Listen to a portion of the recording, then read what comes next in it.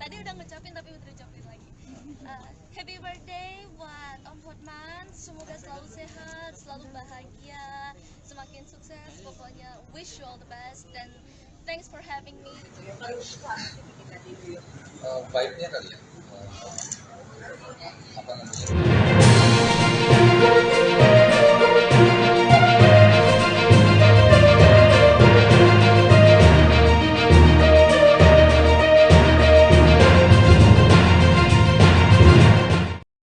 Selamat sore Tribuners, jumpa lagi bersama saya Mutiara dalam tayangan berita terkini artis di Tribun Lampung. Kami akan menyajikan informasi terupdate dan menarik seputar artis tanah air untuk Anda. Dan inilah berita terkini artis Tribun Lampung selengkapnya. Kabar pertama datang dari pengacara kondang Hotman Paris pakai cincin seharga 12 miliar di hari ulang tahunnya. Hotman Paris merayakan hari pertambahan usianya yang ke-64 di salah satu klub di kawasan Sudirman, Jakarta Pusat pada Jumat 20 Oktober 2023 lalu. Seperti biasanya, Hotman Paris berpenampilan mentereng di hari bahagianya itu. Hotman Paris juga mengenakan sebuah cincin yang memiliki nilai fantastis meskipun diakuinya itu sebagai perhiasan lama. Sebelumnya, Hotman Paris juga sempat mengalami kehilangan cincin di mal. Hotman Paris kemudian membeberkan harga cincin yang dikenakannya, di mana seharga mobil Lamborghini yakni 12 miliar rupiah. Dalam kesempatan tersebut, Hotman Paris juga mengenakan setelan jas berwarna hijau pink. Pengacara berdarah Batak itu membeberkan filosofi di balik warna pink yang ia pilih sebagai nuansa jasnya, di mana menurutnya pink melambangkan suasana ceria kegembiraannya. Seperti diberitakan sebelumnya, Hotman Paris merayakan ulang tahun ke-64 dengan mengundang 600 anak difabel.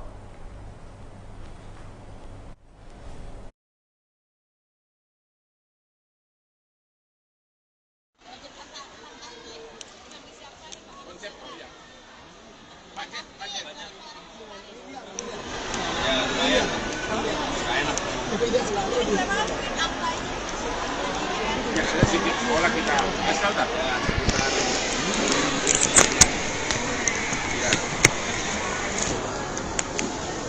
Hotman Paris bermakna buat semua orang.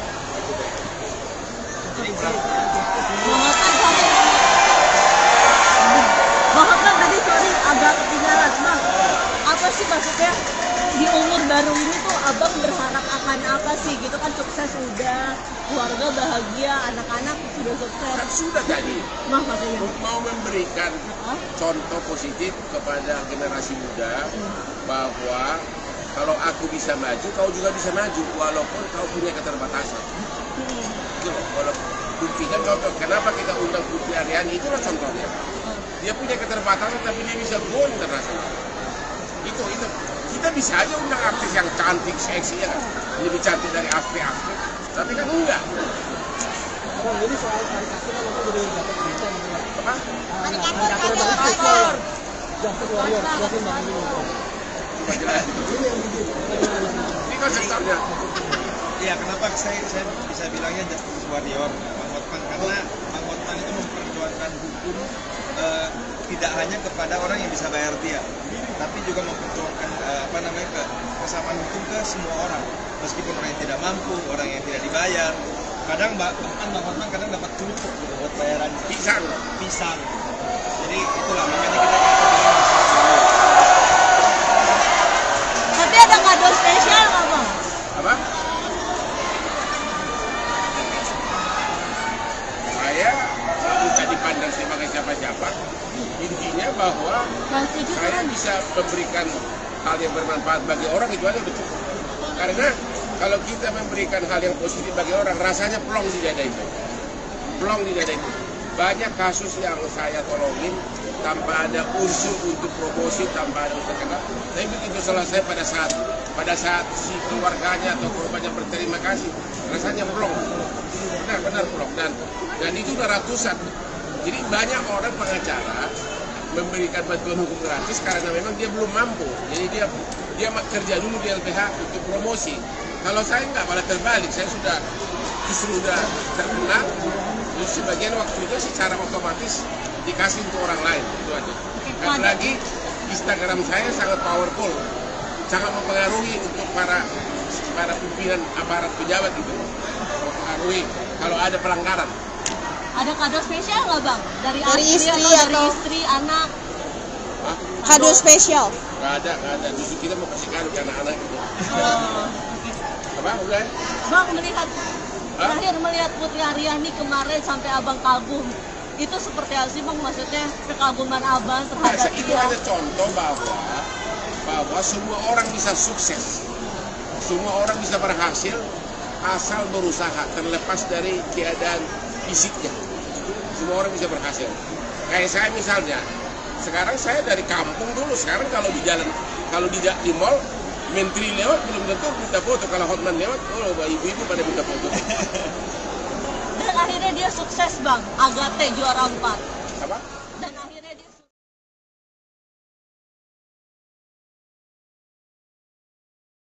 Kabar selanjutnya datang dari Siti Badriah dan suami sepakat tidak mau posesif. Siti Badriah dan suaminya Krisdiana Baharudin sepakat untuk saling mendukung pekerjaan masing-masing. Krisdiana pun tak membatasi Siti Badriah bernyanyi bahkan bergoyang di atas panggung. Begitupun sebaliknya Siti Badriah tak membatasi Krisdiana sebagai aktor, sebab keduanya saling percaya satu sama lain. Kendati begitu, Siti dan Krisdiana menyadari harus tahu batasan dalam karir masing-masing. Krisdiana bersyukur Siti Badriah kini tak terlalu posesif seperti sebelum pacaran. Setelah menikah, Siti Badriah pun memberi kebebasan pada sang suami terhadap lawan mainnya. Siti pun membenarkan pernyataan suaminya itu.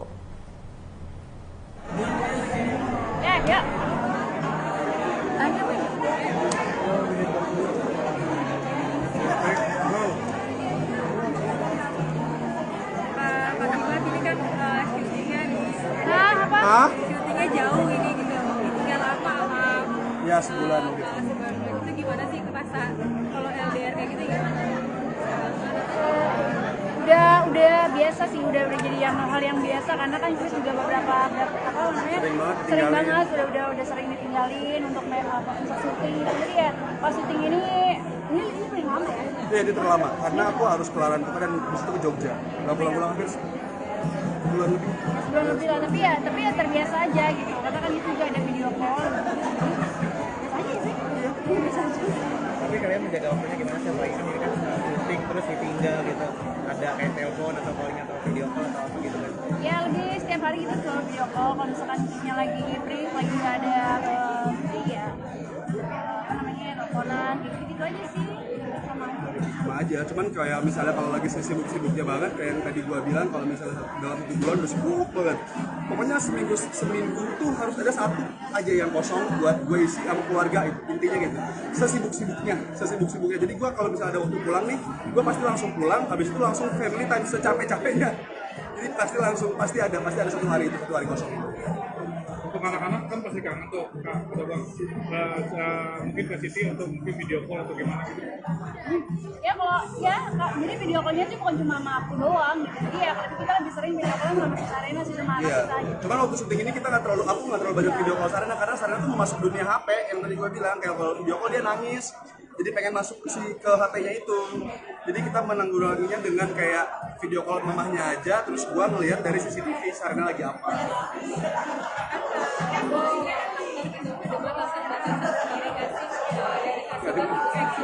Ada batasan-batasan sendiri nggak sebagai aktor? Nggak ada. Dulu sih iya, tapi kalau sekarang enggak. Aku udah baik-baikin, kamu bilang udah dibaik-baikin. Dulu ya udah. Dulu pas pacaran ya dia membatasi kayak jangan kayak gini ya, jangan kayak gitu ya. Nanti sama lawan mainnya siapa? Umurnya berapa lawan mainnya gitu. Sekarang enggak sama sekali. Bener-bener gue nggak dibatasi sama sekali. Gue mau ngapain aja, gue gelindingan sama lawan main di jalan juga dia nggak bakal marah. Udah mengerti sekarang. Namanya juga pacaran ya kan, masih baru, masih bingung, masih belum tahu lah. Ya, pokoknya jadi nikah. Udah percaya banget ya Kak Siti? Apa? Udah percaya banget. Ya, jadi emang harus kita kasih kepercayaan kan. Maksudnya kalau kita kasih kepercayaan penuh kan dia juga jadi canggung mau ngelakuin apa aja. Nah, gitu kalau misalnya daripada kita larang-larang, tapi yang ada nanti dia malah meraung-raung gitu ya. Jadi aku bebasin aja dia maunya kayak gimana, dia mau ngelakuin apa, mau kerja apa ya. Intinya masih dalam batasnya. Ya, yang penting baik-baik aja. Dan masih nonton. Kakak, ini kan aku minta support sedikit ya, aku briefing dulu nih biar nggak salah. Ini kan ada kasus anak DPRD yang bukan dari Surabaya juga. Nah, jadi ini doa-doa aja harapan yang bukan di Surabaya kan. Tapi si korban dari ini aku brief. Tapi si korban tuh malah dituntut balik tuh sama si anak DPR, katanya mereka menyebarkan berita bohong. Kalian sebagai kamu nonton nggak aja doa-doa aja kayak misalkan doa-doa terus. Kuasa hukum ingin Rebecca Klopper diposisikan seperti kasus Luna Maya dan Gisela Anastasia. Kasus video asusila diduga mirip Rebecca Klopper masih terus berjalan setelah tersebar kedua kalinya. Kuasa hukum Rebecca Klopper pun meminta agar kasus tersebut cepat diusut dengan catatan kliennya dijadikan korban dalam perkara tersebut. Kuasa hukum Rebecca Klopper pun ingin agar kliennya disamakan dengan Cut Tari, Luna Maya, serta Gisela Anastasia dalam perkara ini, dengan menempatkan Rebecca sebagai korban di perkara ini. Sebelumnya, Rebecca Klopper juga menghadapi kasus serupa di mana video asusila mirip dirinya tersebar di kalangan publik dengan durasi hampir 2 menit. Rebecca pun sudah melaporkan penyebar video tersebut dan berhasil ditangkap pihak Bareskrim Polri. Perlu dan penting dalam menghadapi kasusnya. Nah, saya ingin menjelaskan dulu sebelumnya terhadap laporan yang kemudian dilaporkan oleh Aliansi Advokat Muslim itu beberapa waktu lalu di Polda Metro Jaya. Pada prinsipnya kita mendukung. Ya, pada prinsipnya kita mendukung. Artinya bahwa pihak kepolisian kita berharap juga bertindak cepat seperti penangkapan yang konten yang pertama itu, termasuk yang di kedua ini. Jadi kita juga sangat mengapresiasi polisi yang sudah menangkap terlebih dahulu dalam konten yang pertama oleh Bareskrim Polri, begitu juga yang di Polda Metro Jaya. Jadi kita juga sudah meminta kepada pihak kepolisian untuk mempercepat proses hukum terhadap laporan itu. Tetapi apa? Dengan catatan tentu bahwa harus berdasarkan undang-undang pornografi dan undang-undang kesusilaan, di mana Rebecca Klopper kalau kita membaca dalam undang-undang pornografi terhadap pasal 4 dan pasal 6 itu dia dilindungi secara hukum. Dia adalah korban. Korban kadang-kadang kalau pornografi itu kan yang diambil gambar cuma perempuannya aja, ya kan? Dan itu kan berbasis gender kan, seolah-olah perempuan hanya dijadikan sebagai objek seksual. Nah, sementara dalam undang-undang pornografi dalam pasal 4 dan pasal 6 itu dia dilindungi. Kalau itu kepentingannya untuk kepentingan pribadi, tidak untuk disebarkan, dia harus ada perlindungan. Nah, ini yang kemudian kita berharap agar pihak kepolisian bisa menempatkan Rebecca sebagai korban. Nah, ada deliknya di mana? Ketika itu bisa diakses oleh orang. Jadi bisa dilakukan oleh mantannya atau kemudian bisa dilakukan oleh orang yang menyebarkan yang didapat dari pertama. Jadi deliknya itu di situ. Jadi kita berharap bahwa polisi bisa bertindak profesional berdasarkan undang-undang dengan menempatkan Rebecca sebagai korban dalam perkara ini.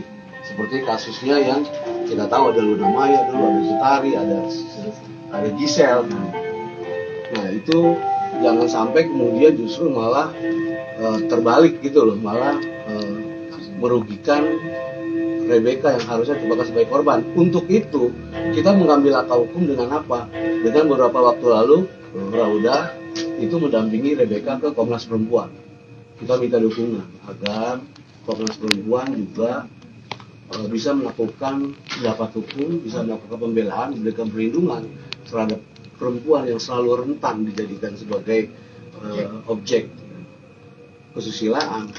Nah, termasuk mendatangi LPSK juga ya. Dan Kementerian Pemberdayaan. Artinya untuk memperkuat posisi hukum dari Rebecca Klopper bahwa dia adalah korban dalam kasus ini. Mungkin hanya itu ya yang bisa saya sampaikan. Nanti bicara soal masalah psikologi dan oh ya mungkin ada lagi yang perlu tambahkan bahwa terhadap itu kita juga sudah ada laporan polisi ya. Sudah ada laporan. Kita membuat laporan polisi juga terhadap mereka yang menyebarkan. Oh, jadi laporan balik itu? Ada, bukan laporan balik.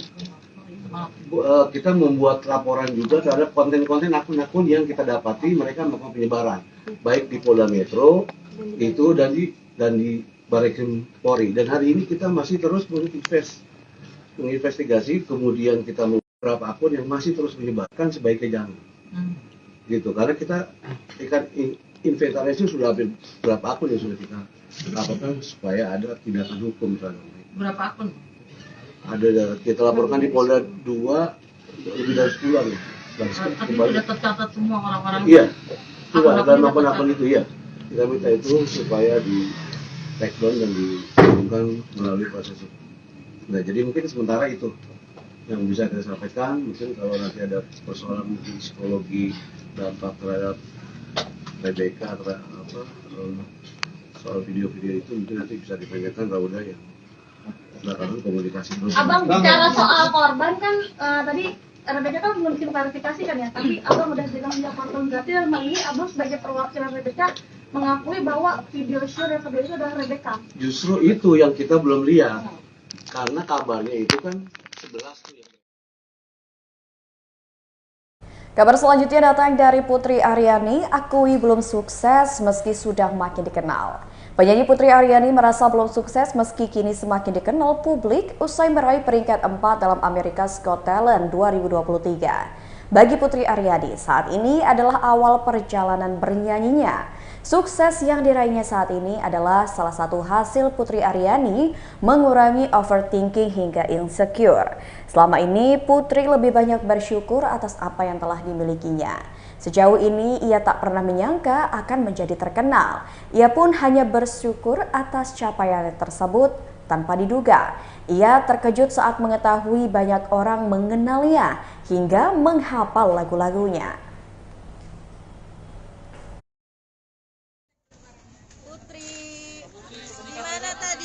Gimana tadi nyanyi untuk Hotman Paris? Wah, seneng banget, seru, excited. Pokoknya tadi juga heboh-heboh semua, jadi seneng banget, alhamdulillah.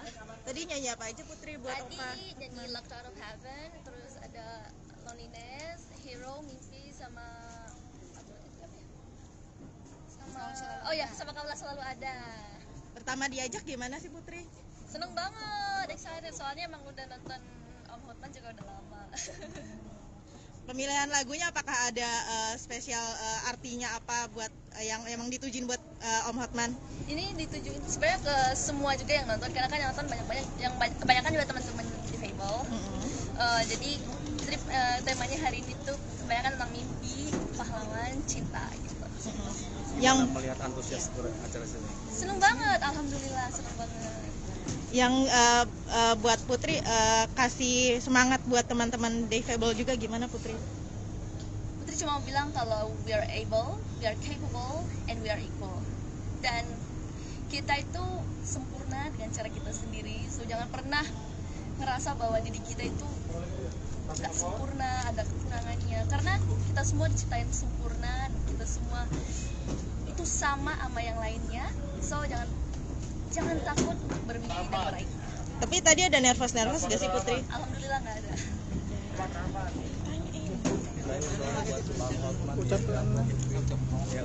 Ucapan buat Bang Hotman? Tadi udah ngucapin tapi Putri ucapin lagi. Happy birthday buat Om Hotman. Semoga selalu sehat, selalu bahagia, semakin sukses. Pokoknya wish you all the best dan thanks for having me in your birthday party. I'm so happy. Putri sebenarnya kan Hari Sumpah Pemuda, suksesnya kamu tuh seperti apa sebagai pemuda akhirnya bisa menang GA American Got Talent nih sebagai pemuda sendiri nih? Top 4. Antusiasnya? Antusias banget. Dan buat Putri, Sumpah Pemuda itu artinya kita harus semakin bersatu dan semakin menguatkan, saling mencintai, karena kita itu Indonesia, kita itu satu. Indonesia adalah permata Indonesia. Dengan segala keterbatasan Putri, tapi Putri bisa sukses di kancah dunia nih Putri. Seperti apa sebagai pemuda sendiri? Kalau buat Putri ini bukan keterbatasan ya, karena menurut Putri yang menjadi pembatas itu sebetulnya diri kita sendiri gitu.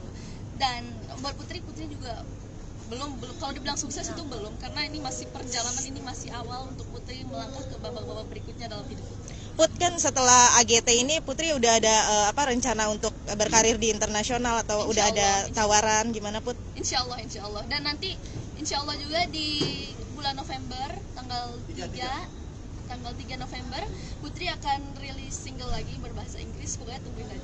Ada bocoran-bocoran sedikit kan saat kamu di Amerika sana nih Putri sebagai runner up buat Terang sendiri, tes vokalnya kan seperti apa sih kamu menjaga pita suara sendiri? Kalau di AGT kemarin kita ada coachingnya, ada coach vokal, terus ada tim musik, terus ada pokoknya kita selalu dilatih, dikontrol, dan kita aransemennya itu bareng-bareng. Jadi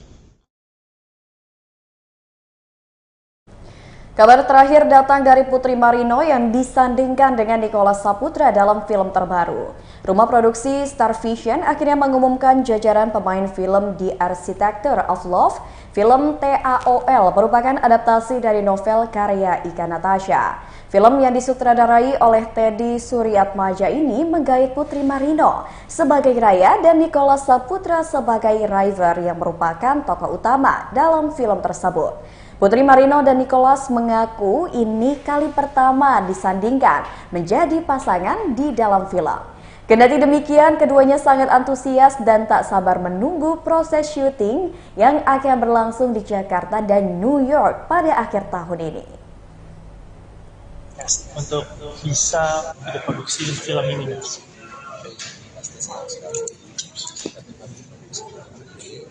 sebuah cerita yang sangat dari Natasha dan mencoba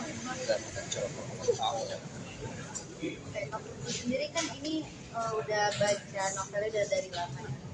Mungkin ada nggak sih karakter atau apa dari Raya ya, dari Raya yang mirip sama karakter pribadi kamu? Suka nulis, semi melankoli, terus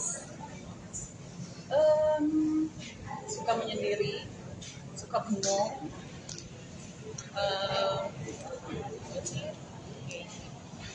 Kakak Nicholas? Saya suka Leo sama tokohnya. sebelum terlibat di proyek ini, kalau Kak Nicholas sendiri sempat baca novelnya nggak sih? Dan ketika terlibat butuh pengulangan lagi nggak? Butuh pengulangan maksudnya? Baca lagi.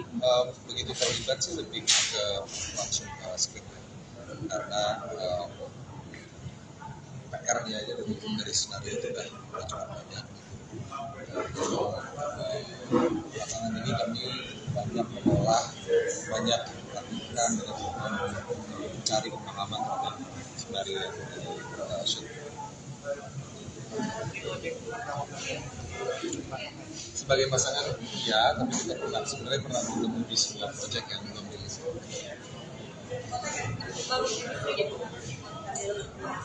Untuk dengan proses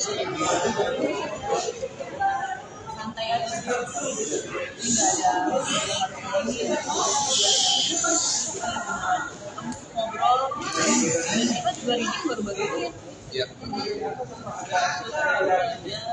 Ngobrolin buat skrip, ngobrolin tentang skrip, karakter, banyak bercanda. Kan kalau aku baca sedikit reviewnya di Google nih mungkin